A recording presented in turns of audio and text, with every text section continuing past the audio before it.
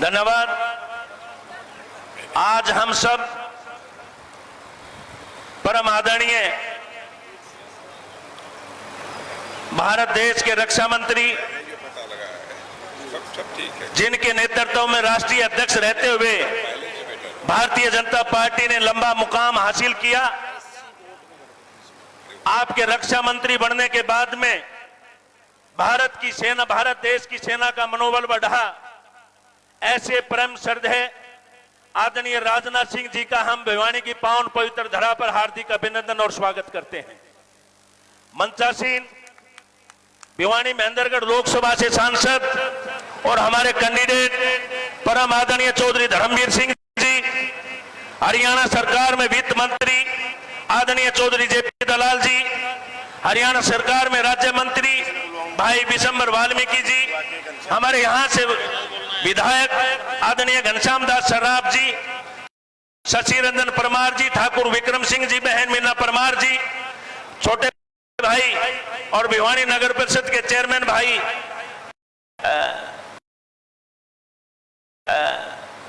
भवानी प्रताप सिंह जी, हम सब आपका यहां पर हार्दिक अभिनंदन और स्वागत करते हैं। मान्यवर, थोड़ी सी हमारे बीच में मिसकम्युनिकेशन हो गया। हमारे पास टाइम रैली का 4 बजे का आया था। कार्यकर्ताओं में बड़ा जबरदस्त उत्साह और सने आपके प्रति जो सम्मान है वो ये दर्शाता है कि 47 डिग्री टेम्परेचर में भिवानी की जनता आपको सुनने के लिए पिछले 1 घंटे से बैठी है। ये थोड़ा सा मिसकम्युनिकेशन हमारे बीच हो गया, अन्यथा यहाँ पर और भी ज्यादा भीड़ आपको देखने को मिलती। मैं ज्यादा लंबा समय ना लेते हो क्योंकि चुनावी समय है।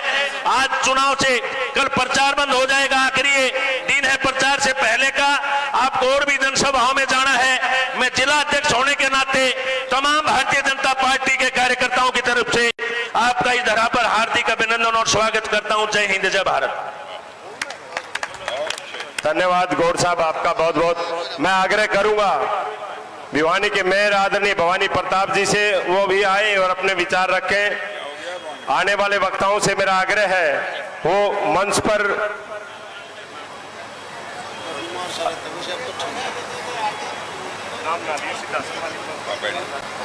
भारत माता की, भारत माता की। हमारे भारतवर्ष के बहुत ही यशस्वी रक्षा मंत्री आदरणीय राजनाथ सिंह जी, सम्मानित मंच, उपस्थित सभी, इस छोटी काशी की हमारे देवतुल्य पितातुल्य से बुजुर्गन, देवतुल्य प्रजा, देवतुल्य जनता और देवतुल्य इस सभी भीड़ को मैं बहुत बहुत नमन करता हूं, आपका प्रणाम करता हूं। आपका उत्साह और साहस देखकर आज निश्चित रूप से हम भिवानी महेंद्रगढ़ लोकसभा की जीत पर मोहर लगा चुके हैं। ये आपने सुनिश्चित कर दिया है, आपकी इस भीड़ ने ये तय कर दिया है। मैं आदरणीय रक्षा मंत्री जी को भिवानी पहुंचने पर उनका स्वागत और अभिनंदन भी करता हूं। साथ साथ में आप सबका तरफ से एक विश्वास भी दिलाता हूं कि भिवानी विधानसभा की तरफ से हम 9 की 9 विधानसभाओं से इस लोकसभा के अंदर भारी मतों से, रिकॉर्ड मतों से इस लोकसभा जीत को जिताकर भेजेंगे। आप सबसे हम यही उम्मीद और आशा अपेक्षा करते हैं। आप सब इस भीषण गर्मी के अंदर यहाँ पहुंचे, आपका बहुत बहुत धन्यवाद। जय हिंद, जय भारत। मैं आग्रह करूंगा ठाकुर विक्रम सिंह जी से, आप आए और अपने विचार रखें। आने वाले वक्ताओं से मेरा आग्रह है प्लीज आप समय का ध्यान रखें। आदरणीय राजनाथ जी करके और सम्मानित मंच करके चलाएं आप। माननीय श्री राजनाथ सिंह जी, रक्षा मंत्री भारत सरकार, भाई धर्मवीर सिंह जी, जेपी दलाल जी और सम्मानित मंच, आज बहुत ही खुशी की बात है कि माननीय जी यहाँ पर आए हैं। और वैसे तो धर्मवीर जी हम सभी मानते हैं कि जब भी आपके यहाँ पर चरण पड़े हैं जिस भी चुनाव में, और जब भी आप आए हैं तो भिवानी के अंदर जीत हुई है। दोनों बार धर्मवीर जी के चुनाव में आप आए, वो जीते, घनश्याम जी के चुनाव में आए, वो जीते। माननीय राजनाथ सिंह जी का 50 वर्ष का राजनीतिक जीवन है। मैं तो माननीय जी एक बात कहना चाहता हूँ कि आज एक बखेड़ा कुछ लोगों ने किया या फैलाया गया है कांग्रेस के द्वारा कि राजपूत को संतुष्ट नहीं है, असंतुष्ट है। ये बिल्कुल गलत बात है। हम आपको गारंटी देते हैं कि 95% राजपूत पूरे हरियाणा के अंदर और विशेष तौर पर भिवानी के अंदर यह आपको बीजेपी को पहले वोट देता रहे और इस बार भी 95% से एक भी वोट कम नहीं आएगा। इस बात का मैं आपको पूरा विश्वास दिलाता हूं। हम तो यहाँ तक भी सोचते हैं कि हम तो राजपूत हैं और आप राजनाथ हैं, मतलब हमारे राजपूतों के नाथ आप हैं। आपका तो दिल्ली बैठे का भी अगर आदेश हमें समझ में आ जाता है, पता लग जाए, तो हम उसी की अनुपालना करते हैं। और आज तो आप स्वयं यहाँ पर आए हैं तो हम आपको पूरा वादा दिलाते हैं कि पूरा समाज ही नहीं बल्कि 36 बिरादरी को लेकर हमारा समाज यहाँ पर चलता है। 36 बिरादरी को साथ लेकर भाई धर्मवीर जी को 4.5 लाख मतों से जिताएंगे और पूरे के पूरे 10 हरियाणा के अंदर 10 कमल के फूल हैं और आपकी झोली में डालते हैं और आप ले जाकर चाहे बेहिचक मोदी जी को बता देना कि हरियाणा के अंदर होगा हो इतना जोश है, 10 के 10 कमल के फूल आपकी झोली में पड़ने वाले हैं। इतना ही कहकर मैं सभी आए हुए साथियों से भी कहूंगा कि एक एक वोट भारतीय जनता पार्टी को कमल के फूल का बटन दबाकर आप जिसे बताना। बस एक दो लाइन में कहना चाहता हूं कि आज भी जैसे राहुल गांधी बोल रहे हैं कि खत्म हो जाएगा कॉन्स्टिट्यूशन, खत्म हो जाएगा, कॉन्स्टिट्यूशन तो खत्म करने वाले कौन थे? इंदिरा गांधी थी, सोनिया गांधी ये हैं। किस प्रकार से देश में आपातकाल लगाया था, माननीय जी स्वयं भी 24 वर्ष की उम्र में पूरे मिसा में बंद रहे 19 महीने। और माननीय जी मैं एक बात विशेष तौर पर बताना चाहता हूं कि हमारे घर से भी मेरे पिताजी ठाकुर वीर सिंह, मेरे चाचा जी छोटे नरेंद्र सिंह एडवोकेट, मेरे छोटे भाई उसमें 11वीं क्लास में पढ़ते थे ब्रह्मजीत सिंह और मेरे चाचा जी की बेटी जितेंद्र सिंह, पूरे देश में 4 व्यक्ति हमारे घर से 19 महीने में समय बंद रहे। 19 महीने में बंद करने के बाद भी ये कहते हैं कि अब लोकतंत्र खत्म होगा। लोकतंत्र तो इन्होंने खत्म किया था, किस प्रकार से सारा देश जानता है। नसबंदी किस प्रकार की थी उस समय कि चाहे 17 साल का बच्चा हो और चाहे 90 साल का बूढ़ा हो, बस रोक के पकड़ के लेके नसबंदी कर ली। इसलिए मैं आप सबसे यही प्रार्थना करूंगा इस कांग्रेस से बचकर रहो और आपका एक एक वोट कमल के फूल में जाना चाहिए। नमस्कार, जय हिंद, नमस्कार। धन्यवाद भाई साहब आपका बहुत बहुत। मैं भिवानी के विधायक आदरणीय बड़े भाई घनश्याम सराफ जी से आग्रह करूंगा आप आए और अपने विचार रखें। एक दुलारा देश हमारा प्यारा हिंदुस्तान, हमारा प्यारा हिंदुस्तान, दुनिया में बेजोड़ अनोखा भारत देश महान, भारत देश महान। माननीय विधायक जी, आज हमारे बीच में आए हमारे देश के रक्षा मंत्री राजनाथ सिंह जी, और उन्होंने जब भी भिवानी में कदम रखा है जीत सदैव मिलती रही है। चाहे मैं जीतता हूँ चाहे विशंबर, सबकी जीत का एक ही प्रमाण है। तो हमारे बीच में आज आए हैं, मैं इनका स्वागत करता हूँ, आभार करता हूँ कि इन्होंने जो काम हमारे लिए किया है वो आगे भी करते रहें। देश की सीमाओं पे आपको बार बार खड़ा देख के हर्ष होता है कि हमारे ऐसे नेता हैं जो देश की सीमाओं पे भी जाते हैं। हमारे कैंडिडेट चौधरी धर्मवीर सिंह जी, लोकसभा के उम्मीदवार, जयप्रकाश दलाल जी कैबिनेट मंत्री, वित्त मंत्री, क्योंकि वित्त की पोजीशन इनके आने से ही सुधरती है। हमारे विशंबर भाई, ये हमारे राज्य मंत्री हैं और काम इनका बहुत एक्सपर्ट के रूप में जाना जाता है। जब से इनको पद मिला है ये बार बार में अपने अन्य प्रदेशों में भी जाके हमारी हवा बनाने का काम करते हैं। ऐसे विशंबर वाल्मीकि जी, हमारे भिवानी के जिला अध्यक्ष मुकेश गौड़ जी, भवानी प्रताप जी, मैडम तोसाम से मलिक जी, अभी हमारी मीना परमार जी, शशि रंजन परमार जी, ये हमारे बीच में बैठे हैं। मैं मंच पे बैठे सभी लोगों का हार्दिक स्वागत करता हूं और धन्यवाद करता हूं कि आपके आने से इस मेले में, जिस प्रकार से मेला होता है, छोटक मेला होता है, उसी प्रकार की 36 बिरादरी के भाई बहन यहाँ पे बैठे हैं। उन सब का हार्दिक अभिनंदन करता हूं, स्वागत करता हूं। और इस चुनाव में राजनाथ सिंह जी ने आधी विधानसभा मेरी डोर टू डोर करके क्लियर कर दी है और सबसे अधिक मतों से भिवानी से जिताने का काम हम लोग करेंगे। और आपका आशीर्वाद रहेगा तो आगे भी हम बढ़ते चलेंगे। मैं आपके चरणों में वंदन करते हुए अपनी बात समाप्त करता हूं। जय हिंद, जय भारत। धन्यवाद विधायक जी। हमारे बीच में अनीता मलिक जी, जिला परिषद की चेयरमैन, आदरणीय डालू तंवर जी महेंद्रगढ़ से, वो भी हमारे मध्य पहुंचे। आपका बहुत बहुत स्वागत करते हैं। मैं हमारे बीच में राज्य मंत्री बड़े भाई बिशंबर वाल्मीकि जी, उनसे आग्रह करूंगा आप आए और अपने विचार रखें। आदरणीय बिशंबर वाल्मीकि जी। भारत माता की बयानी वाली बात दिखा दो अगर माननीय जी आए हुए हैं। भारत माता की, भारत माता की। बहुत बहुत धन्यवाद। आज इस छोटी काशी नगरी भिवानी में पहुंचे हिंदुस्तान की एक ऐसी शख्सियत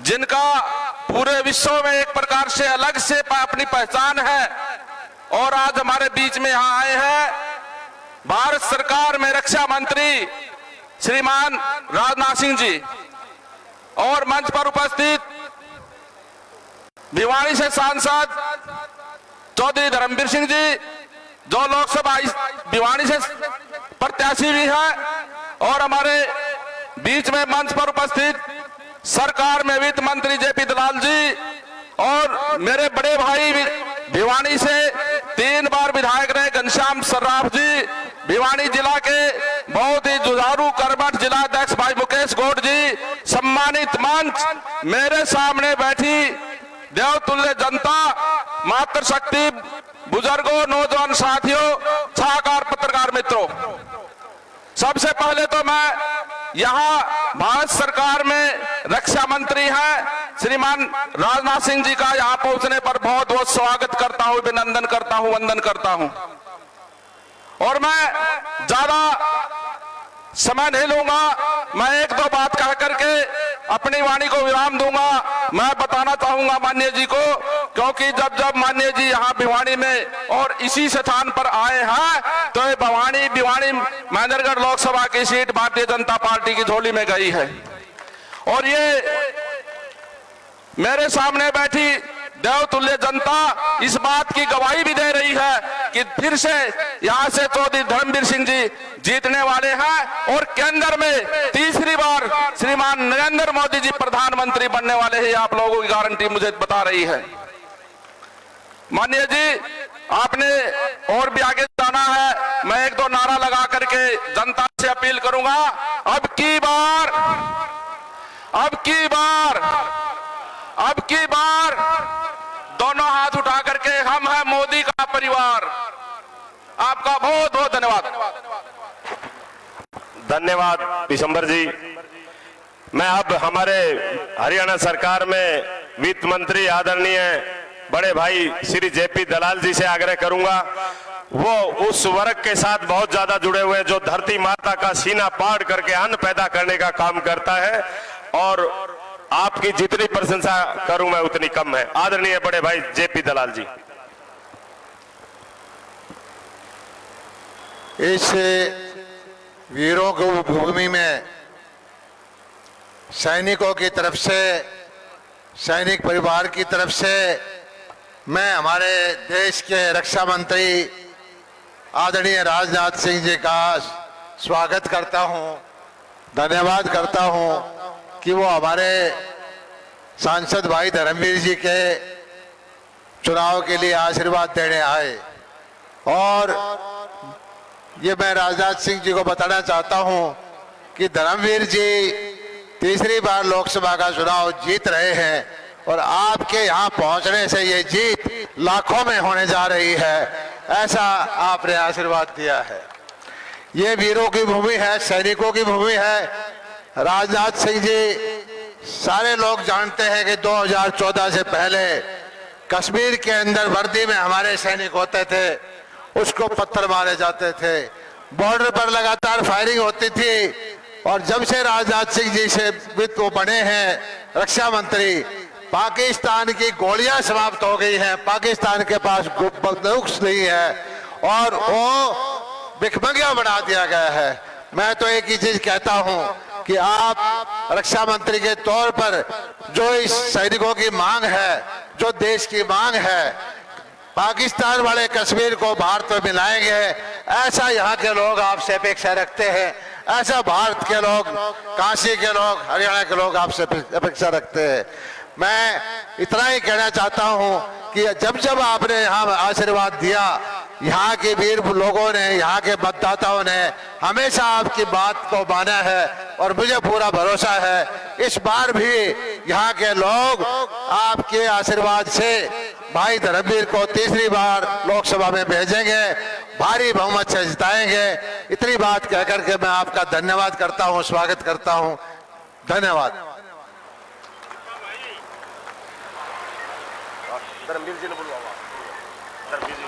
भारत माता की, एक बार दोनों मुठ्ठियां बीच करके भारत माता की। और ये इसी गूंज के साथ में मैं निवेदन करना चाहता हूं तीसरी बार के प्रत्याशी और वर्तमान में हमारे सांसद चौधरी धर्मवीर सिंह जी को, जो हमारे बीच में बैठे हैं, उनसे मैं निवेदन करूंगा कि एक बार मंच पे आकर करके अपने विचार रखें और जनता को संबोधित करें और वोटों की अपील करें। देश के रक्षा मंत्री आदरणीय राजनाथ सिंह जी और मंच पर विराजमान माननीय दलाल साहब, विशंबर जी, घनश्याम जी, भाई शशि परमार जी, ठाकुर विक्रम सिंह जी, अभी हमारी स्टेज के ऊपर बैठे सभी नेता साहिबान, यहाँ पर उपस्थित सम्मानित बुजुर्गों, माताओं, बहनों और बच्चों, देखिए मैं कितना खुशकिस्मत हूँ, मेरे को शामिल भी आदरणीय राजनाथ सिंह जी ने ही पार्टी में करवाया था। और केवल शामिल नहीं करवाया, जब भारतीय जनता पार्टी के राष्ट्रीय अध्यक्ष थे राजनाथ सिंह जी, पहली बार पूर्ण बहुमत से सरकार बनी भारतीय जनता पार्टी की आज से 10 साल पहले। और जब जब ये यहाँ पर चुनाव के लिए मेरे लिए आते हैं, मेरा आंकड़ा और ज्यादा बढ़ जाता है, आप लोगों का हौसला बढ़ जाता है इस पावन धरती पर। तीनों चुनाव में आज ये तीसरा चुनाव है और ये भी एक हैरानी की बात है कि आदरणीय राजनाथ सिंह जी दक्षिण भारत में, उत्तर भारत में जब दौरे पर थे, पैर में चोट लगने के बावजूद आप लोगों के बीच में आए हैं, इसलिए हम आपका स्वागत करते हैं। आज देश का माहौल देखिए, आदरणीय राजनाथ सिंह जी के मंत्री बनने से पहले भारत सरकार का रक्षा बजट क्या था, आज 3 गुना बजट बढ़ा लिया माननीय राजनाथ सिंह जी ने, 3 गुना। आप और हम में से बहुत से साथियों ने कारगिल से लेकर नॉर्थ ईस्ट तक, जब हमारा फौजी बॉर्डर पर जाता था हमें 15 दिन लग जाते थे, लेकिन आज जिस प्रकार से रोड कनेक्टिविटी पहाड़ को चीर करके एक ऐसा 4 लेन रोड बना दिया, हम चाइना के सिपाहियों से पहले पहुंच जाते हैं। ऐसा माहौल पहले कभी नहीं देखा था किसी ने। एक ऐसे हथियार होते थे, भारतीय जनता पार्टी की सरकार आने से पहले गोली चलाओ तो चलती नहीं थी, हथियार ऐसे थे जो जिनको जंग लग चुकी थी, लेकिन माननीय राजनाथ सिंह जी ने ऐसे नए नए हथियार, made in India, make in India, आज दुनिया चकित है हिंदुस्तान के हथियारों को देखकर। इसलिए सबसे ज्यादा सुरक्षित देश को रखने के लिए जिस प्रकार से माननीय रक्षा मंत्री जी ने काम किया है, शायद दुनिया का ये पहला इतिहास होगा। और एक सोच है माननीय रक्षा मंत्री जी की कि हम इस देश को न केवल सुरक्षित रखें, बल्कि आने वाले समय में इस देश को एक विकसित भारत बनाने का जो सपना लिया है, उसमें मात्र 23 साल के अंदर अंदर हम भी सारी उन देशों से आगे निकल के दिखाएंगे। माननीय रक्षा मंत्री जी जब यहाँ पर 10 साल पहले मेरे लिए वोट के लिए आए टिकट दिलवाकर, क्या हालात थे भिवानी के। जब हम रोहतक से आते थे तो कलानौर के बाद सड़कें नहीं थी, जब हम जींद से आते तो सड़कें नहीं थी, इस पार्लियामेंट क्षेत्र में आज 7 नेशनल हाईवे, और जिस प्रकार से कांग्रेस पार्टी, जिसको कहने के लिए हम राष्ट्रीय पार्टी बोलते हैं, आज ये राष्ट्रीय पार्टी नहीं है। उत्तर प्रदेश, बिहार और वेस्ट बंगाल तीनों में 162 सीट है, 162, और ये भाई कितने पे लड़ रहे हैं? 17 सीट 80 में से शायद उत्तर प्रदेश में, 8 सीट बिहार में, और वेस्ट बंगाल में तो 2 सीट देने की कहती थी ममता, ये 3 मांग रहे थे, वो 2 भी गई। कहाँ हुई ये पार्टी? ये पार्टी हरियाणा में भी केवल एक डिस्ट्रिक्ट की रहेगी, केवल रोहतक डिस्ट्रिक्ट की मानी जाती है। आज का ये चुनाव केवल भिवानी पार्लियामेंट की बात नहीं, जब रिजल्ट आएगा तो देख लेना पिछली बार की तरह 10 की 10 सीट आप लोग जीतोगे, 10 की 10 सीटें। आज आप महेंद्रगढ़ जिले में जाके देखिए, चारों विधानसभाओं में आपकी पहले से भी ज्यादा लीड है, चारों की चारों विधानसभा में। और कांग्रेस का जो कैंडिडेट है वो केवल अपनी महेंद्रगढ़ विधानसभा को बचाने में लगा हुआ है।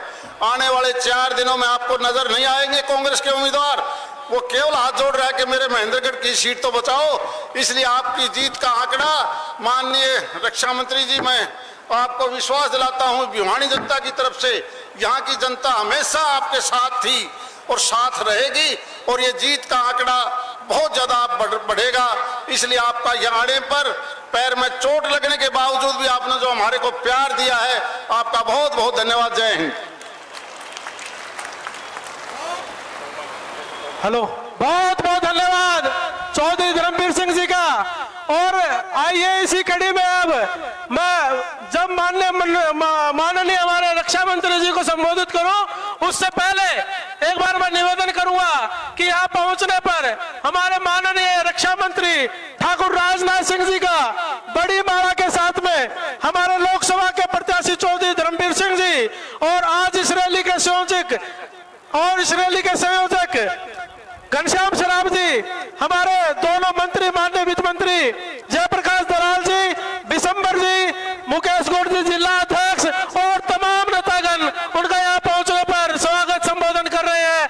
एवं जोरदार तालियों की गड़गड़ाहट से, और पूरे भारत का जो चुनावी पर्व है उसमें एक ये संदेश जाना चाहिए कि भिवानी की जनता ने अब की ठाना है और बहुमत से कमल को जिताना है। इसी कड़ी में मैं अब आगे निवेदन करना चाहूंगा आप सबसे, जब भी माननीय ठाकुर राजनाथ सिंह जी भिवानी की धरा पे पहुंचे हैं, चाहे वो हमारे विधानसभा के प्रत्याशी और वर्तमान में आपके विधायक और पूर्व मंत्री भी रहे घनश्याम शराब जी, जो इस रैली के संयोजक, उनका चुनाव हो, या हमारे सांसद चौधरी धर्मवीर सिंह जी का चुनाव हो, वो जब भी आप पहुंचे हैं उन्होंने इस सीट को प्रचंड मार्जिन से जिताने का काम किया है, आपको श्रेय जाता है।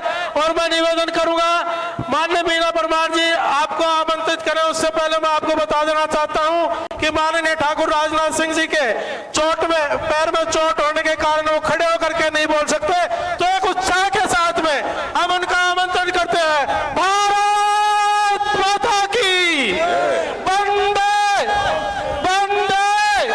अब की बार अब मैं देश की सीमाओं की रक्षा जिनके नेतृत्व में बेहतरीन तरीके से हुई और आत्मनिर्भर भारत की सेना बनी, और देश के वीर शहीदों के लिए जिन्होंने वीर ऐप लॉन्च किया ताकि उन परिवारों की मदद हो सके, वो आत्मनिर्भर बन सके, ऐसे देश के रक्षा मंत्री ठाकुर राजनाथ सिंह जी को आमंत्रित करती हूँ को आए और अपना संबोधन दें। ठाकुर राजनाथ सिंह। वाह, बहुत बहुत धन्यवाद। बोलिए भारत माता की। वाह। हमारे यहां भारतीय जनता पार्टी के प्रत्याशी श्रीमान धर्मवीर सिंह जी, वित्त मंत्री हरियाणा श्री जयप्रकाश जी दलाल, मंत्री हरियाणा सरकार श्री बिशंबर सिंह जी, श्री घनश्याम शर्राफ जी विधायक, श्री शंकर धूपड़ जी लोकसभा संयोजक, श्री मुकेश जी गौड़ जिलाध्यक्ष भिवानी, श्रीमती किरण कलकल जिलाध्यक्ष चरखी दादरी, श्री भवानी प्रताप सिंह पूर्व अध्यक्ष नगर परिषद भिवानी, श्री शशि परमार पूर्व विधायक, ठाकुर विक्रम सिंह भिवानी ठाकुर अजीत सिंह तंवर, एडवोकेट ठाकुर अजीत सिंह डीजीएम, श्रीमती मीना परमार, श्रीमती बबीता तंवर, श्री ओमवीर तंवर, श्री संजय तंवर, प्रधान सरपंच एसोसिएशन श्री अशोक कनौजिया, हर्षवर्धन, जिला महामंत्री श्री शिव कुमार पाराशर और इस मंच का संचालन कर रहे चंद्रपाल चौहान और पारस डालमिया। इस सभा में मौजूद मेरे सभी सम्मानित बहनों एवं भाइयों, आप सबसे मैं क्षमा चाहता हूं कि खड़े होकर देर तक इस समय मैं नहीं बोल सकता, क्योंकि डॉक्टर्स ने सलाह दी है कि कम से कम 1 सप्ताह आराम करिए तभी पैर ठीक होगा। मैंने कहा इस समय आराम कहां हो पाएगा, तो मैंने सोचा है कि जब चुनाव समाप्त होगा तभी मैं 4-6 दिन आराम करूंगा, नहीं तो बराबर जनता के साथ संवाद स्थापित करता रहूं। बहनों भाइयों, आप लोगों ने बहुत गर्मजोशी से स्वागत किया है।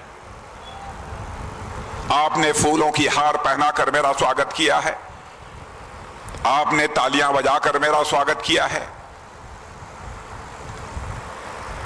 और मैं मानता हूं कि भारत की परंपरा है और शिष्टाचार का तकाजा है, स्वागत सलाम दुआ कभी एक तरफा नहीं होना चाहिए।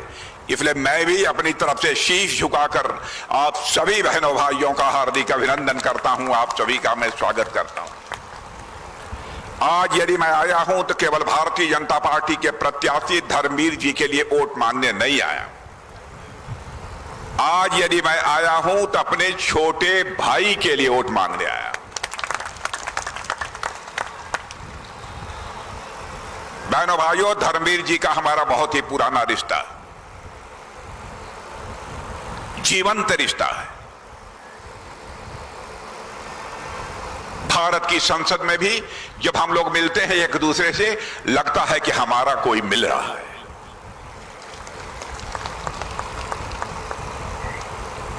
और आपने देखा होगा कि लगातार 2 बार यहां सांसद रहने के बाद कोई मां का लाल उंगली उठाकर नहीं कह सकता कि हमारे धर्मवीर जी के दामन पर कोई भ्रष्टाचार की दाग लगी हुई है। क्या ऐसा व्यक्ति चुनकर भारत की संसद में नहीं पहुंचना चाहिए? और इसलिए भी पहुंचना चाहिए कि हमारे प्रधानमंत्री ने फैसला किया है, बीजेपी नेतृत्व की एनडीए को 400 से अधिक सीटों पर विजय प्राप्त करनी है। बहनों भाइयों, भारत ही नहीं सारी दुनिया ने यह मान लिया है, तीसरी बार भी भारत में सरकार किसी की बनने जा रही है तो मोदी जी के नेतृत्व की भारतीय जनता पार्टी की सरकार बनने जा रही है। सारी दुनिया में भारत का कद बढ़ा है मेरे बहनों भाई। पहले भी मैं विदेशों में जाता रहा हूं, यहां के रहने वाले लोग भी बड़ी संख्या में विदेशों में हैं। पहले हम लोग विदेशों में जाते थे, अंतर्राष्ट्रीय मंचों पर हम विचार व्यक्त करते थे तो हमारी बातों को जिस गंभीरता पूर्वक सुना जाना चाहिए, दुनिया वाले नहीं सुनते थे। कहते थे भारत तो यह कमजोर भारत है, भारत तो यह गरीबों का भारत है। लेकिन आज आपको जानकर खुशी होगी, और जो आपके यहां के लोग विदेशों में होंगे वह भी आपको बतलाते होंगे कि आज यदि अंतर्राष्ट्रीय मंचों पर भारत कुछ बोलता है तो सारी दुनिया कान खोलकर सुनती है भारत बोल क्या रहा है। मेरे बहनों भाइयों, यह भारत की हैसियत बनी है। भारत के बारे में यह धारणा थी भारत तो गरीबों का देश है, भारत एक कमजोर देश है।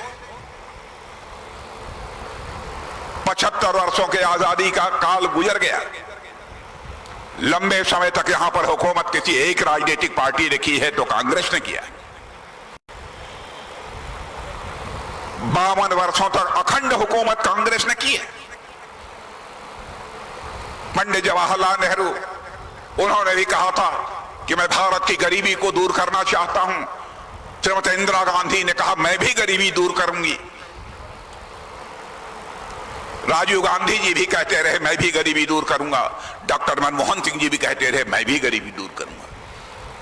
बहनों भाइयों, भारत की गरीबी दूर नहीं हो पाई, समाप्त होने की बात तो अलग। लेकिन आज मैं दावे के साथ कह सकता हूं, मैं ही नहीं कह रहा हूं, भारत की मानी जानी एजेंसियां, वित्तीय एजेंसियां, नीति आयोग और अंतर्राष्ट्रीय फाइनेंशियल फर्म्स इस बात का दावा कर रही हैं कि भारत के प्रधानमंत्री मोदी जी के नेतृत्व में सरकार ने करिश्मा किया है। 8 वर्षों के अंदर हम लोगों ने 25 करोड़ लोगों को गरीबी रेखा से बाहर करने में कामयाबी हासिल की। और आज मैं यकीन दिलाना चाहता हूं मेरे बहनों भाइयों, ऐसे ही यदि हमको सरकार चलाने का मौका मिल गया, 15 वर्षों के अंदर भारत में गरीब नाम का कोई व्यक्ति शेष नहीं बचेगा। छोटी छोटी बातों की किस हद तक हमारी गवर्नमेंट ने चिंता की है। कोई कच्चे मकान में नहीं रहना चाहिए। पहली बार आजाद भारत के इतिहास में पक्के मकान, जिनके पास कच्चे थे पक्के मकान मुहैया करें। कहा कि जिन घरों में नल के माध्यम से जल नहीं पहुंचता है वहां पर नल लगना चाहिए और नल से उसके घर में जल पहुंचना चाहिए। बहुत सारे देश में ऐसी माताओं बहनों को देखा है घर में पानी नहीं आता है। राजस्थान की हालत जाकर देखिए, दूर दराज जाकर घड़े पर घड़ा पानी का भरकर अपने घर वापस लौटती हैं, अपने घर की पानी की आवश्यकताओं को पूरा करती हैं। यह दर्द किसी भी प्रधानमंत्री के मन के अंदर पैदा नहीं हुआ। यह दर्द का एहसास यदि पहली बार किसी ने किया है तो हमारे प्रधानमंत्री ने किया है और यह फैसला किया है भारत में एक घर शेष नहीं बचने पाएगा जहां की नल के माध्यम से जल न पहुंच जाए। बहनों भाइयों, कोई छोटी उपलब्धि नहीं है। बहुत सारी योजनाएं, मैं सारी योजनाओं की बहुत विस्तार में जाकर यहां पर चर्चा नहीं करना चाहता, आप लोग अच्छी तरह परिचित हैं। मैं एक याद दिलाना चाहता हूं, कोरोना का संकट इस 21वीं सदी का सबसे बड़ा संकट कोरोना का संकट था। बहनों भाइयों, दुनिया यह मानकर चल रही थी क्या होगा। कुछ लोग कहते थे आधी आबादी ही समाप्त हो जाएगी दुनिया से, और गरीब देशों के लिए तो कहा जा रहा था कहां से इस संकट से निपटने के लिए उनके पास संसाधन आएंगे। और आपको जानकर आश्चर्य होगा कि भारत में कोरोना का वैक्सीन, कोरोना का टीका बनता नहीं था। हम लोगों की बैठक बुलाई प्रधानमंत्री ने, चटपट सुबह ही पहुंच गए वैज्ञानिकों के पास। उन्होंने कहा कि जितने भी धन की आवश्यकता होगी सारा धन मैं मुहैया कराऊंगा। मेरे वैज्ञानिकों, आपकी योग्यता, आपकी क्षमता, आपकी प्रतिभा पर हमको भरोसा है। कोरोना का वैक्सीन जल्दी से जल्दी तैयार करो, जो भी आवश्यकता होगी मैं मुहैया कराऊंगा। और आपने देखा करिश्मा हो गया। जिस भारत में कोरोना का टीका बनता नहीं था, कोरोना का टीका बन गया। और मैं दावे के साथ कह सकता हूं, यहां भी जितने लोग बैठे हैं, कम से कम 2 डोज कोरोना का जरूर लगा होगा, कुछ लोगों को 3 डोज भी लगा। और केवल भारत में ही कोरोना का टीका नहीं लगा था, बल्कि विश्व के 100 देशों को कोरोना का टीका मुहैया कराया है तो भारत ने कराया है। मेरे बहनों भाइयों, यह है भारत की ताकत। सारी फैक्ट्रियां बंद हो चुकी थी, कामकाज बंद करके दूर दराज शहरों से पैदल लोग चल पड़े थे अपने घरों के लिए। इंसान की जिंदगी उसके लिए सबसे बड़ी प्यारी चीज होती है। संकट था, क्या खाएंगे, कमाई बंद हो गई, फैक्ट्रियां बंद हो गई। उसी समय प्रधानमंत्री ने फैसला किया कि हर घर में 5 किलो मुफ्त राशन मुहैया कराया जाएगा। और बहनों भाइयों, मुफ्त राशन अब भी चल रहा है और आगे 5 साल तक मुफ्त राशन आपको मिलता ही रहेगा। मैं भी गांव का रहने वाला हूं, मैं कोई विदेशी नहीं हूं। ईमानदारी की बात है कि घर में यदि 5 मेंबर है तो 5 के 5 मेंबर 5-5 किलो लेते हैं। ये सही बात है कि नहीं? सही बात है तो बतला दीजिए। और कुछ परिवारों में तो मैंने ऐसा देखा है, देखिए जिनके यहाँ पैदावार बहुत अच्छी होती है उनकी बात मैं नहीं कर रहा। कुछ परिवारों को तो ऐसा मैंने देखा कि घर में 4 लोग 5-5 किलो ले रहे हैं, बच जाता है तो कहते क्या होगा, दुकान पर जाकर बेच देते हैं। यह स्थिति भारत की बनी है कि आज हम यह मुहैया कराने की स्थिति में है, इसलिए मैं इसकी चर्चा कर रहा हूं। एक से एक चुनौतियां आई हैं और आप पता लगा लीजिएगा, भारत ही नहीं दुनिया के अर्थशास्त्रियों के माध्यम से, यदि आपके घर के लोग विदेशों में होंगे, 2004 से लेकर 2014 तक डॉक्टर मनमोहन सिंह जी भारत के प्रधानमंत्री थे। उस समय 2004 में धन दौलत के मामले में, अर्थव्यवस्था के आकार के मामले में हमारा यह भारत दुनिया के देशों में 11वें स्थान पर 2004 में था। 10 साल तक कांग्रेस ने हुकूमत चलाई। उसके बाद भी 2014 में भी भारत 11वें का 11वें स्थान पर बना रहा। मोदी जी ने करिश्मा किया है बहनों भाइयों, 8 वर्षों के अंदर ही हमारा यह भारत धन दौलत के मामले में दुनिया के देशों में जो 11वें स्थान पर खड़ा था, वह जंप लेकर आज 5वें स्थान पर पहुंच गया है। सारी दुनिया यह मानती है, सारी दुनिया यह मानती है कि भारत आज जितनी तेजी से आगे बढ़ रहा है और सर्वाधिक तेजी से आगे बढ़ने वाली अर्थव्यवस्था दुनिया किसी देश की है तो हमारे और आपके देश भारत की है। 2027 प्रारंभ होते होते भारत अर्थव्यवस्था यानी धन दौलत के मामले में दुनिया के 3 देशों में आकर खड़ा हो जाएगा। एक अमेरिका होगा, दूसरा चीन होगा और उसके बाद कोई देश होगा बहनों भाइयों तो हमारा भारत। भारत केवल धन दौलत के मामले में तीसरे स्थान पर चला जाए, इतने में हमारी संतुष्टि नहीं है। धन दौलत के मामले में तो विश्व का सबसे अग्रणी देश हम भारत को बनाना चाहते हैं। लेकिन असत्य नहीं बोलूंगा, इसमें समय लगेगा। 2047 तक हमारा भारत विकसित भारत बन जाएगा, लेकिन दुनिया की सबसे बड़ी अर्थव्यवस्था, दुनिया का सबसे धनवान देश बनने में ऐसे ही यदि भारत आगे बढ़ता रहा, 2070 तक भारत की अर्थव्यवस्था दुनिया की सबसे बड़ी अर्थव्यवस्था हो जाएगी। हमसे यदि रक्षा मंत्री होने के नाते कोई पूछे आप भारत को बनाना क्या चाहते हैं, मैं यह कहूंगा कि मैं तो भारत को विश्व की महाशक्ति बनाना चाहते हैं। लोग ये कहेंगे भारत को आप विश्व की महाशक्ति बनाना चाहते हैं, इसका मतलब क्या आप दुनिया के दूसरे देशों पर कब्जा करना चाहते हैं? क्या आप सारी दुनिया पर कब्जा करना चाहते हैं? क्या आप सारी दुनिया पर हुकूमत करना चाहते हैं? बहनों भाइयों, हम विश्व की महाशक्ति बनना चाहते हैं। दुनिया पर हुकूमत करने के लिए विश्व की महाशक्ति नहीं बनना चाहते हैं, बल्कि विश्व की महाशक्ति बनना चाहते हैं। विश्व के कल्याण के लिए हम विश्व की महाशक्ति बनना चाहते हैं। हमारे देश के ऋषियों और मनीषियों ने केवल भारत की सीमा में रहने वाले लोगों को ही अपने परिवार का सदस्य नहीं माना है, बल्कि विश्व की धरा पर रहने वाले सारे लोगों को अपने परिवार का सदस्य मानते हुए वसुधैव कुटुंबकम का संदेश सारे विश्व को, दुनिया के किसी देश की धरती से गया है तो भारत देश की धरती से गया है। मेरे बहन भाई, पूरे विश्व को ही हम लोगों ने परिवार माना है। ऐसा है हमारा भारत। और जानते हैं, पाकिस्तान के एक सांसद हैं, नाम भी बतला देता हूं, नेट पर जाइएगा देख लीजिए। वहां के एक सांसद फजलुर रहमान साहब ने कहा है संसद में बोलते हुए, पाकिस्तान की संसद में बोलते हुए, कहा बताइए भारत और पाकिस्तान दोनों अस्तित्व में एक ही साथ है।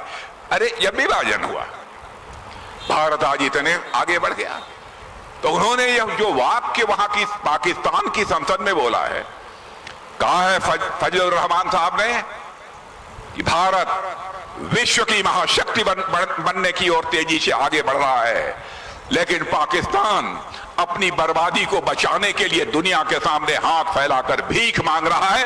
यह मैंने नहीं कहा है, यह पाकिस्तान के सांसद ने कहा है, संसद। और आज हमारे राहुल जी, क्या हो गया इनको? बहनों भाइयों, पाकिस्तान के एक पूर्व मंत्री फवाद हुसैन ने कहा उरी और पुलवामा का जो घटना हुई थी, आतंकवादी घटना, वो पाकिस्तान सरकार ने कराया। वो मंत्री थे पाकिस्तान के, सच्चाई को स्वीकार किया। और जिस व्यक्ति ने यह कहा है, उसने कहा है, राहुल गांधी की तारीफ की है। अंग्रेजी में उन्होंने कहा राहुल ऑन फायर।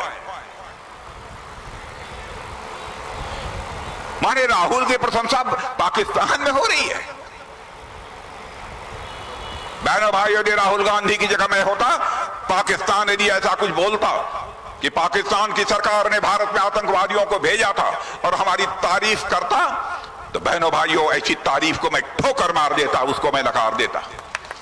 राष्ट्रीय स्वाभिमान की भावना मनुष्य के हृदय की सबसे बलवती भावना होती।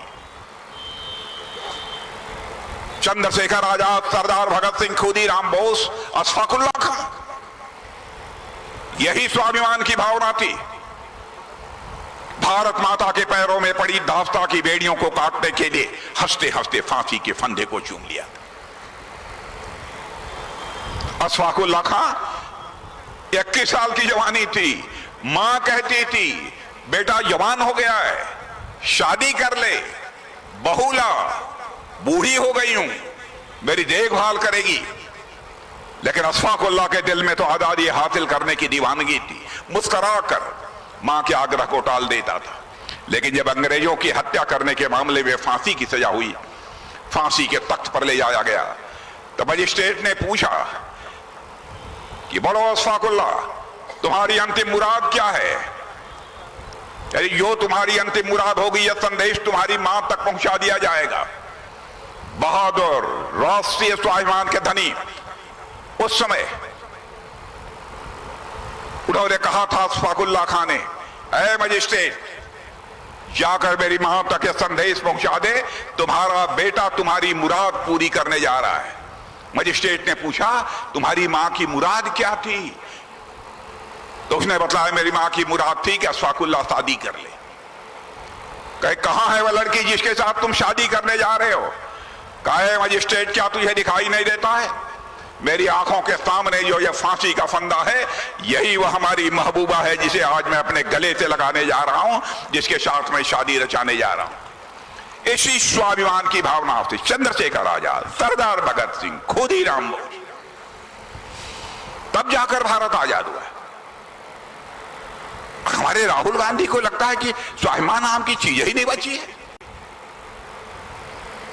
पाकिस्तान उनकी तारीफ कर रहा है, पाकिस्तान आतंकवादी भेजता है और वहां से तारीफ हो रही है। उरी और पुलवामा में पाकिस्तान से आकर आतंकवादियों ने रात को सोए हुए हमारे जवानों पर हमला किया। यहां पर बहुत सारे हमारे सेना के जवान हैं, बहादुर लोग हैं, आज भी पूर्व सैनिक भाई भी हैं हमारे। और भारत की सीमाओं की सुरक्षा भी अपने शौर्य और पराक्रम से वह कर रहे हैं। पूछ लेना आप। लेकिन उसके बाद फैसला किया हमारी सरकार ने, जो कुछ भी हुआ आपको जानकारी है। संदेश सारे विश्व को चला गया कि भारत अब कमजोर भारत नहीं है, भारत अब ताकतवर भारत बन गया है। जरूरत पड़ी तो हम सीमा के इस पार भी मार सकते हैं, जरूरत पड़ी तो सीमा के उस पार भी जाकर मार सकते हैं। यह भारत के पास ताकत करके हम लोगों ने दिखाया है। मेरे बहनों भाई, पूर्व सैनिकों का जहां तक सवाल है, ये कितना धोखा दिया है इन्होंने हमारे पूर्व सैनिकों। बराबर 40 साल से या 35 साल से इन लोगों की मांग थी 1 रैंक 1 पेंशन लागू किया जाना चाहिए। ये करते क्या थे, कुछ वर्षों से बजट में 500 रुपए का प्रोविजन कर देते थे और कहते थे OROP हम लागू करेंगे। बताइए, पहली बार OROP किसी सरकार ने लागू किया है बहनों भाइयों, तो हम लोगों की सरकार ने लागू किया। यह हमने अपने सैनिकों के ऊपर एहसान नहीं किया, यह मानते हैं हमारा फर्ज था, उस फर्ज को हमने पूरा किया। अजीबोगरीब हालात इन लोगों ने पैदा कर दिए। एक पार्टी है आम आदमी पार्टी, नाम सुना है आम आदमी पार्टी का कि नहीं आप लोगों ने? यहां पर भी एक सीट पर चुनाव लड़ रहे हैं। बहनों भाइयों, जिस समय कांग्रेस के भ्रष्टाचार के खिलाफ आंदोलन चल रहा था अन्ना हजारे जी के नेतृत्व में, उस समय अन्ना हजारे ने कहा था, ए बेटा केजरीवाल ध्यान रखना, अब हमारे आंदोलन को कामयाबी मिल गई है, कोई राजनीतिक पार्टी मत बचाना, नहीं तो हमारे आंदोलन की पवित्रता समाप्त हो जाएगी, उस पर प्रश्न चिन्ह लग जाएगा। अन्ना हजारे की भी बात नहीं मानी इन्होंने, अपने गुरु की बात नहीं मानी और एक नई राजनीतिक पार्टी बना ली। और जब पार्टी बना ली तो दिल्ली की जनता को यह आश्वासन देते थे, भरोसा रखना हमारी सरकार बन जाएगी, मुख्यमंत्री यदि मैं बनूंगा तो कभी भी सरकारी बंगले में नहीं रहूंगा। और बहनों भाइयों, ऐसा शीश महल बनवाया है कि मैं समझता हूं कि उत्तर प्रदेश के मुख्यमंत्री के पास भी वैसा मुख्यमंत्री आवास नहीं होगा जो इनके पास है। बराबर जनता की आंखों में धूल झोंक कर इन लोगों ने राजनीति की है। और उसी शीश महल में मुख्यमंत्री आवास में दिल्ली में एक आम आदमी पार्टी की सांसद, उसके ऊपर घूसे चलाए जा रहे हैं, महिला के ऊपर पीटा जा रहा है, बाल खींचा जा रहा है और उनका निजी सचिव मार रहा है, और उसके बाद भी जेल से छूट कर आए हैं, पहली तारीख को फिर से जाने वाले। एक लफ्ज भी उन्होंने नहीं कहा, उस महिला के सहानुभूति में एक शब्द भी नहीं कहा। ये राजनीति करेंगे लोग। बहनों भाइयों, जो व्यक्ति अथवा जो राजनीतिक पार्टी माताओं बहनों बेटियों का सम्मान नहीं कर सकती, मैं समझता हूं वैसी राजनीतिक पार्टी देश में राजनीति करने लायक नहीं है। हमारे देश के ऋषियों और मनीषियों ने भी कहा है कि यत्र नार्यास्तु पूज्यन्ते तत्र देवा रमन्ते। अनाप शनाप जो मन में आता है सारी बातें बोलते हैं। अरे आप प्रश्न का उत्तर तो एक लफ्ज नहीं बोला है, आपके घर में पिटाई हो रही है और जनता के सामने जाकर वोट मांग रहे हैं, सरकार बनाने का दावा कर रहे हैं।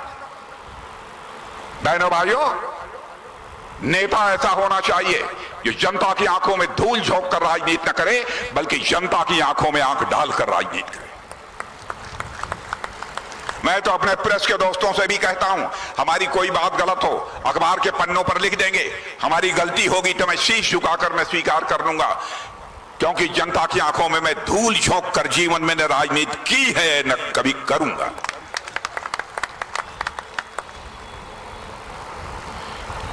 ये लोग कहां देश को ले जाना चाहते हैं? माने आप आम आदमी पार्टी ने कांग्रेस के भ्रष्टाचार के खिलाफ आंदोलन किया, आज उसी के साथ गठबंधन कर लिया, कैसे चलेगा यह चरित्र? बहनों भाइयों, फैसला आपके हाथों में। भारत तो तेजी के साथ आगे बढ़ रहा है और बढ़ता रहेगा। कभी कहते हैं अरे मोदी जी तो दूसरों के लिए वोट मांगते हैं, प्रधानमंत्री नहीं बनेगा। जब इस बात की जानकारी मिली तो मैंने कह दिया, सुन लो, मोदी जी 2024 में भी भारत के प्रधानमंत्री बनेंगे, 2029 में भी भारत के प्रधानमंत्री बनेंगे।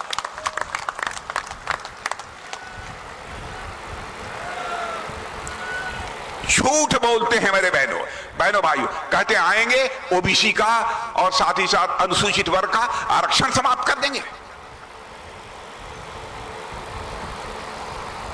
कैसे समाप्त कर देंगे? पिछड़े वर्ग के आरक्षण को संवैधानिक अधिकार, कॉन्स्टिट्यूशनल संवैधानिक मान्यता यदि किसी ने दी है तो हमारी सरकार ने दी है। ये कहते हैं हम धर्म के आधार पर आरक्षण करेंगे। इन्होंने, मैं याद दिलाना चाहता हूं, जामिया मिलिया यूनिवर्सिटी और अलीगढ़ मुस्लिम यूनिवर्सिटी में 1985 में धर्म के आधार पर आरक्षण किया था, सुप्रीम कोर्ट ने रद्द कर दिया।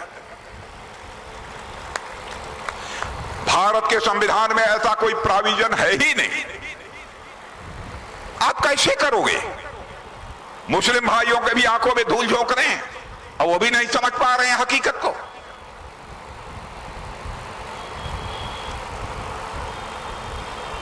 अजीबोगरीब हालात इन लोगों ने पैदा कर रखी है।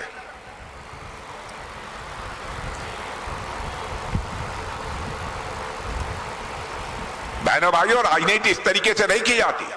राजनीति सच बोलकर ही की जा सकती है, झूठ बोलकर लंबे समय तक राजनीति नहीं की जा सकती।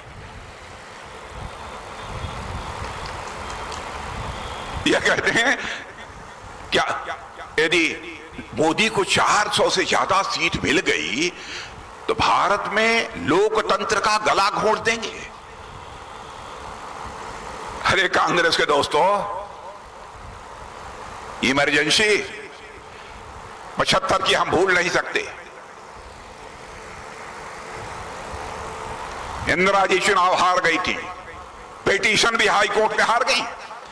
लोकतंत्र का इतना सम्मान उन्होंने नहीं किया, बल्कि इमरजेंसी सारे देश में लगा दी। लाखों लाख की संख्या में नेताओं को उठाकर जेल के शिक्षकों के पीछे डाल दिया। बहनों भाइयों, हमारी उम्र भी 24 साल की थी। मैं 2.5 महीने तन्हाई में रहा हूं, सॉलिटरी सेल में रहा हूं, तन्हाई में रहा 24 साल की उम्र में।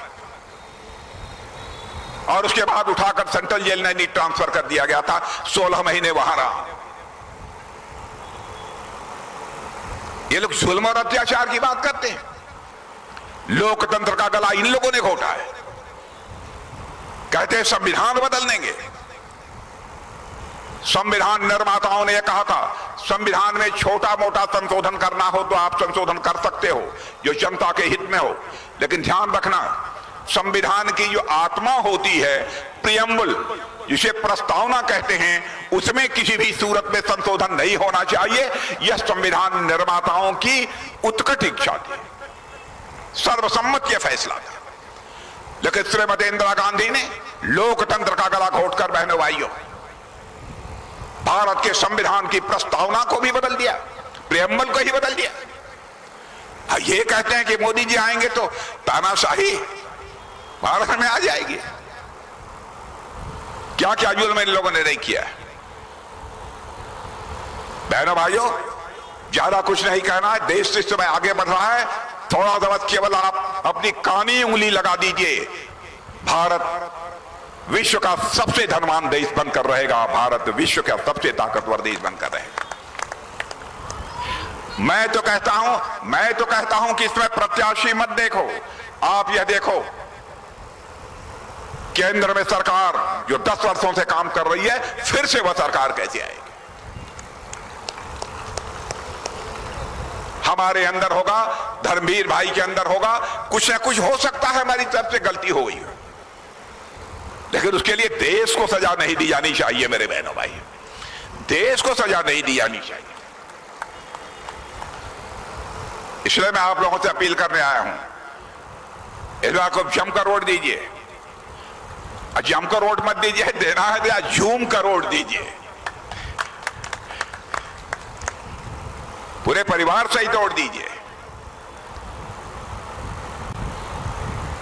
और एक बात हम लोग बहुत पहले कहते थे, मैं आपको याद दिलाना चाहता हूं। हम लोग कहते थे, भैया समझ लो, देश में लक्ष्मी जी तभी आएंगी जब भारतीय जनता पार्टी जीतेगी।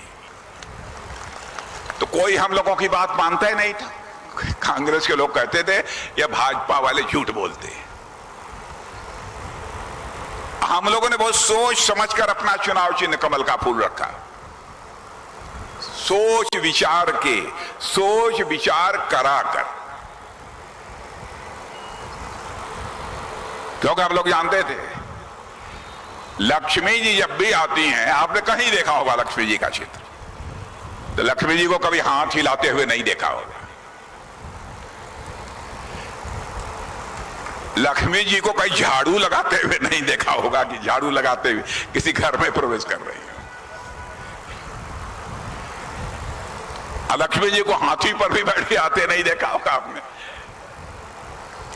बहनों भाइयों, लक्ष्मी जी घर में आती हैं, कमल के फूल पर ही बैठकर लक्ष्मी जी आती हैं, बैठकर भी आती हैं और हाथ में कमल का फूल भी लेकर आती हैं।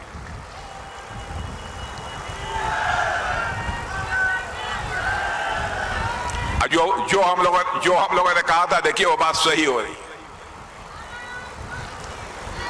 भारत की गरीबी शीलें समाप्त हो रही थी, मुझे लगता है लक्ष्मी जी प्रतीक्षा कर रहे थे कमल वालों की सरकार कब बनेगी तब मैं चलूंगी।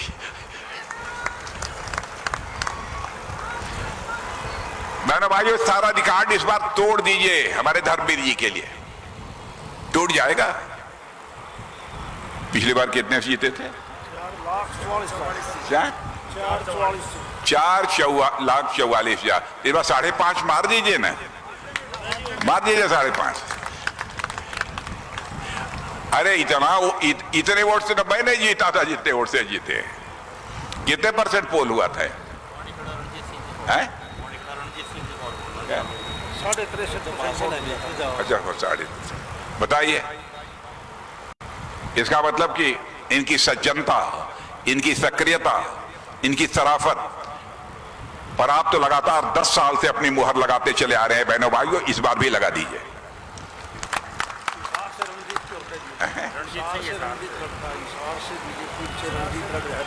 अच्छा, कहाँ रणजीत हैं? अच्छा, आए नहीं। हिसाब से रणजीत सिंह लड़ते हैं। हाँ, नहीं, ठीक है, तो चलें कि ना चलें? अरे आप लोग कुछ बोल ही नहीं रहे हैं, बैठे रहे हैं। हम चलें कि ना चलें? ये बात आप देखिए, या नारी शक्ति बोल रही है। और मेरे माताओं बहनों बेटियों सुन लो, यह जो इसके बाद का जो चुनाव होगा ना, तो विधानसभा और लोकसभा दोनों में 33% का आरक्षण माताओं बहनों और बेटियों को होगा। 33% का। अब 6 महीने के बाद फिर हरियाणा का चुनाव आ जाएगा। हम लोग ये बंद करना चाहते हैं। इस बार चुनावी घोषणा पत्र में तय कर लिया हम लोगों ने, इस देश में 1 नेशन 1 इलेक्शन होना चाहिए। लोकसभा और विधानसभा सभी साथ होने चाहिए। और आप देखिएगा, इसी 5 वर्ष के अंदर वह दिन भी देखने को मिलेगा, रोज रोज विधानसभा लोकसभा चुनाव नहीं है। तो बहनों भाइयों, आप सबको बहुत बहुत धन्यवाद। एक बार मैं पुनः शीश झुकाकर आप सभी का अभिनंदन करता हूं, आप सभी का स्वागत करता हूं। आप सबको बहुत बहुत धन्यवाद। हेलो, अभी मान्यवर को एक मोमेंटो देकर के उनका सम्मान करेंगे। मैं आमंत्रित करूंगा सम्मानित एक्शन के लिए आज की इसकी रैली के संयोजक माननीय आपके विधायक, आपके चहेते घनश्याम सराफ जी से, और लोकसभा के प्रत्याशी चौधरी धर्मवीर सिंह, जिला के अध्यक्ष भाई मुकेश गौड़ जी, और इस रैली के संयोजक होने के नाते मैं आज की इस रैली के